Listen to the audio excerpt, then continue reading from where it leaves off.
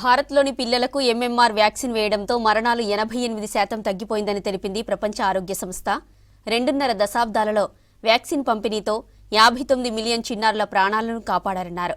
2000 సంవత్సరంలో 7 లక్షలకు పైగా మరణాలు నమోదైతే గతేడాది ఆ సంఖ్య 95,000కు తగ్గినట్టు WHO వెల్లడించింది.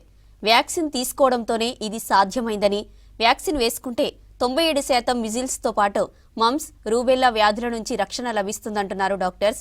ఎంఎంఆర్ వ్యాక్సిన్పై నిమ్స్ ఇన్ఫెక్షన్ స్పెషలిస్ట్ డాక్టర్ భానుప్రసాద్తో శ్రీశైలం ఫేస్ టు ఫేస్.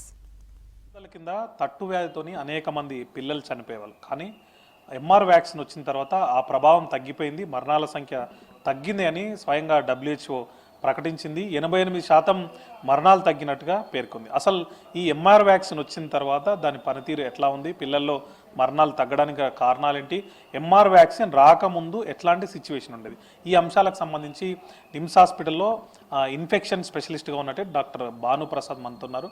ఆయన అడిగి మరిన్ని విషయాలు తెలుసుకుందాం. ముందుగా ఈ తట్టు అంటే పిల్లల్లోనే వస్తుందా అండి, పెద్దల్లో కూడా వస్తుందా, వచ్చినప్పుడు దానివల్ల ఎట్లాంటి ఇబ్బంది అవుతుంది?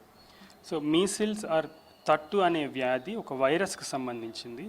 జనరల్గా చిన్నపిల్లల్లో వస్తుంది, 1 to 5 years లోపు. సో దాన్ని ప్రివెన్షన్ కోసం మనకి ఎఫెక్టివ్ వ్యాక్సిన్ ఉంది, that is measles, mumps, rubella MMR అనే వ్యాక్సిన్. చిన్నపిల్లల్లోనే 3 doses ఇస్తాము ఫ్యూచర్లో రాకుండా ఉండటానికి.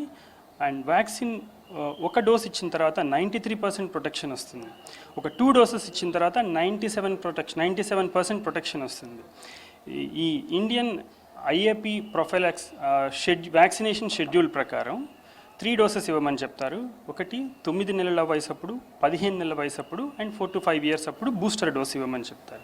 ఇలా ఇవ్వటం వల్ల ఫ్యూచర్లో వచ్చే ఇన్ఫెక్షన్ ఆ చైల్డ్కి ఒక్కరికే కాకుండా చుట్టూ ఉండే వారికి కూడా ఇన్ఫెక్షన్ రాకుండా ఆపుతుంది. ఈ మీసిల్స్ అనే వ్యాధి ర్యాష్ ద్వారా స్టార్ట్ అవుతుంది, వైరస్ ఇన్ఫెక్షన్ ఇది.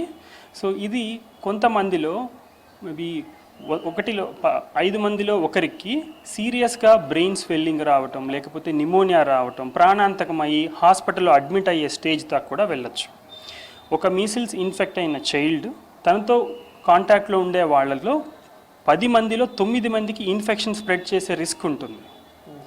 ఇలా వ్యాక్సిన్ ఇవ్వటం వల్ల మనం ఆ చైల్డ్నే కాకుండా చుట్టూ ఉండే వారిని కూడా ప్రొటెక్షన్ అంటారు. Herd immunity are community protection అంటారు.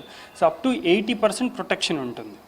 సో 25 సంవత్సరాలతో పోలిస్తే మీసిల్స్ వల్ల వచ్చే వ్యాధి రావటం ఆర్ దానివల్ల వచ్చే serious disease are hospital admit అయ్యే పర్సంటేజ్ 80% వరకు తగ్గింది అని WHO రీసెంట్ రిపోర్ట్స్ ప్రకారం చెప్తుంది. మధ్యలో ఒక రిపోర్ట్ ప్రకారం, ఒక స్టడీ ప్రకారం ఆటిజం అనే రిస్క్ ఉంటుందని ఎంఎంఆర్ వ్యాక్సిన్స్కి ఒక అపోహ ఉండేది. కానీ దాని తర్వాత డజన్కు పైగా వేరియస్ వెల్ కండక్టెడ్ స్టడీస్ ఉన్నాయి. వాటిలో వ్యాక్సిన్ వల్ల వచ్చే రిస్క్ ఏమీ లేదు. It is 100% safe and highly effective. మనకున్న వ్యాక్సిన్స్లో one of the most effective vaccine అని చెప్పగలం మనం.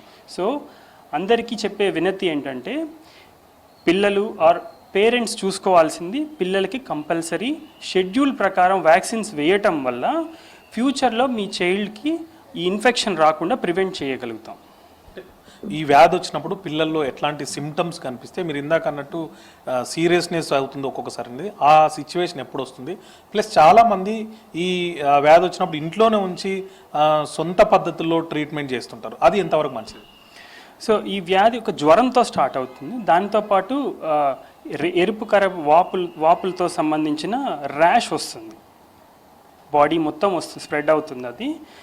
ఇది చాలా మిగతా వాళ్ళకు కూడా స్ప్రెడ్ చేసే రిస్క్ చాలా ఎక్కువ ఉంటుంది, కంటాజియస్ అని చెప్తారు.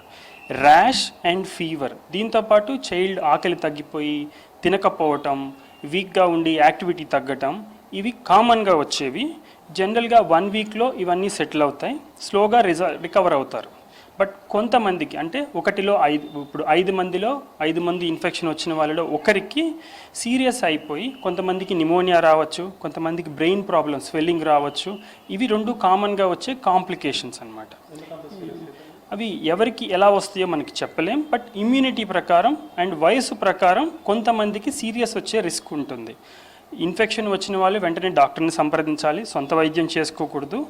దానికి తగ్గట్టు ట్రీట్మెంట్ అయితే స్పెసిఫిక్గా లేదు, కానీ సిమ్టమ్స్ ప్రకారం అంటే నిమోనియా వస్తే లంగ్ ప్రొటెక్షన్ కోసం ఆక్సిజన్ ఇవ్వటం, లంగ్కి సంబంధించి కొన్ని బ్రాంకో డైలేటర్స్ అంటారు ఆ ట్రీట్మెంట్ ఇవ్వటం, బ్రెయిన్కి సంబంధించి ప్రొటెక్షన్ సంబంధించి ఇవ్వటం. పర్సే వైరస్కి ట్రీట్మెంట్ లేదు, కానీ సపోర్టివ్ మెజర్స్ ఇచ్చి కొంతవరకు కంట్రోల్ చేయొచ్చు ఒకవేళ కాంప్లికేషన్స్ వస్తే. సో ఎర్లీ డాక్టర్కి సంప్రదించడం ప్లస్ తగిన ట్రీట్మెంట్ తీసుకోవడం అనేది ముఖ్యం. అసలు దేని నుంచి వస్తుంది రీజన్? ఇది జనరల్గా మనకి పీల్చే గాలి నుంచి స్ప్రెడ్ అవ్వచ్చు, అంటే ఇన్ఫెక్షన్ అయిన వాళ్ళ నుంచి ఏరోజాల్స్ ద్వారా స్ప్రెడ్ అవ్వచ్చు, ఆర్ డైరెక్ట్గా కాంటాక్ట్ అవ్వడం వల్ల స్ప్రెడ్, సెక్రీషన్స్ నుంచి వాటితో మనం కాంటాక్ట్ అవ్వడం వల్ల వచ్చి స్ప్రెడ్ అవుతుంది. సో ఈ వ్యాధికి వ్యాక్సిన్ వచ్చిన తర్వాత ఇందాక అన్నట్టుగా ఎంతవరకు ప్రాణాల మీదకి వచ్చేటువంటి ప్రభావం తగ్గింది, ప్లస్ ముందస్తుగా వేసుకునే వ్యాక్సిన్ కాబట్టి ఈ అంటే కేసుల సంఖ్య కూడా తగ్గిందా? సో ఇంతకుముందు 25 సంవత్సరాల క్రితంతో పోలిస్తే మీసిల్స్ ఈ వైరస్ ఇన్ఫెక్షన్ వల్ల వచ్చే ఓవరాల్గా occurrence of number of cases చాలా వరకు తగ్గాయి. You can say up to 80% there is reduction compare to 25 years back. దాంతోపాటు ఈ వ్యాక్సిన్ ఇన్ఫెక్షన్ రాకుండానే ఆపుతుంది, ప్లస్ ఇన్ఫెక్షన్ వచ్చిన వాళ్ళలో కూడా సీరియస్నెస్ రాకుండా ఆపుతుంది. సో సిగ్నిఫికెంట్ బెనిఫిట్ ఉంది. So better to take vaccine.